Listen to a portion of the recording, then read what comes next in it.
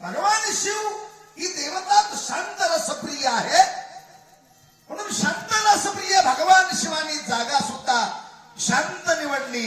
कुठे? हिमालया. कैलास शिखर रम्ये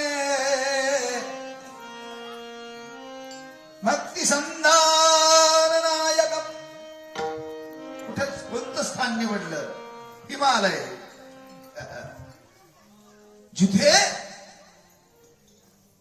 इतर कोणीच नाही. मग कोण? दोघच राहतात. दोघेच राहतात. कोण?